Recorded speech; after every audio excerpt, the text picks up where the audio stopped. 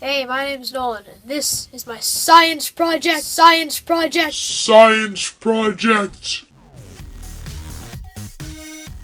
Let's talk business. The scientific method. Step 1, ask a question. Step 2, research. Step 3, make a prediction. Step 4, make a plan and follow it. Step 5, observe.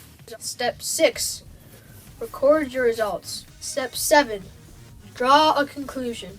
And that's the scientific method, people. It's that simple. Now, let's get to work. For my science projects, my question was, how will the temperature of water affect the saturation point of salt in water? Some supplies that we will be needing is a cup for the hot water, a cup for cold water, a cup for room temperature water, a measuring cup, our salt, and a spoon for stirring. Prediction time. I predict that the hotter the solvent, the quicker the solute will dissolve in it. In other words, it will take more spoonfuls to reach saturation point in hot water. Now it's time to experiment. I've got my hot water, hot solvent, 120 degrees. Step 1, take the salt, put some salt in the cup.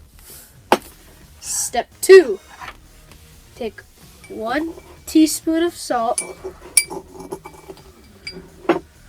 and put it into your 120 degree solvent.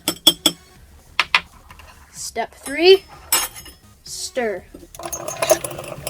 Now, if it dissolves, which it did, we will do it again.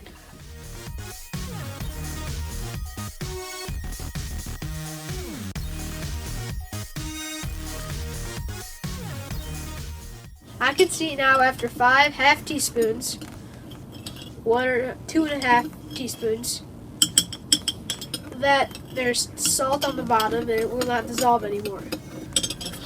It is now a saturated solution, and the solubility was 2.5 teaspoons. We have reached the saturation point.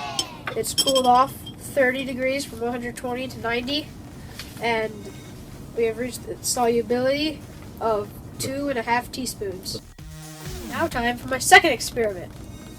We've got some new room temperature water here, 70 degrees Fahrenheit. Alright, start it all over.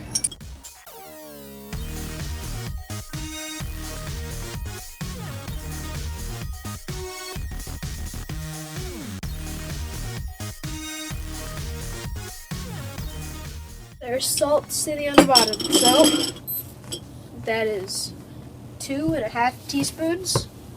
5 half teaspoons is now just a mixture, no longer a solution, and our solute is done dissolving in our solvent.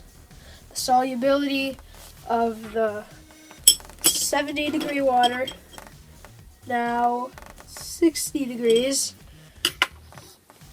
solubility is 2.5 teaspoons. On to our third experiment. But before we get started, I'd like to point out that our 120 degree water and our 70 degree water both have the same solubility of 2.5 teaspoons. I was not expecting that. Did not see that coming. We've got 40 degree water here, and we got it from fresh. Right. Start over with 1/2 teaspoon of salt.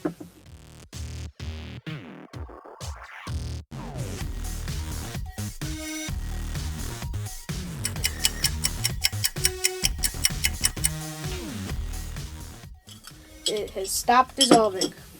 Solubility of our 40 degree Fahrenheit water, which is now our 60 degree Fahrenheit water, has a solubility of 2.5 teaspoons.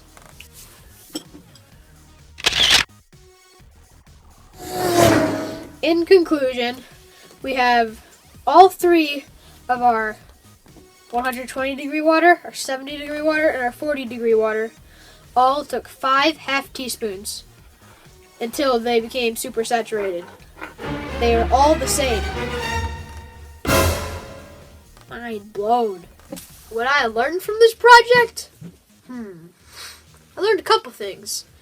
First, I learned that the temperature of water does not affect the saturation point of salt in water. I also learned that I could improve my project just a little bit. For starters, I could have kept the temperature more consistent, like putting the hot water on the stove while doing it.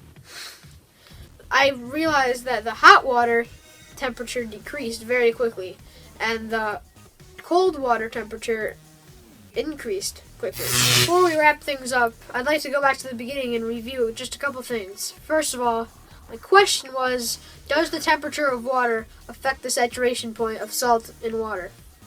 My prediction was that the hotter the water, the higher the saturation point will be. And I found out that the temperature of water does not affect the saturation point in water. They're all the same. Well, that just about wraps it up, folks. I hope you enjoyed this science project presentation. Tune in next time. This is Nolan, signing out.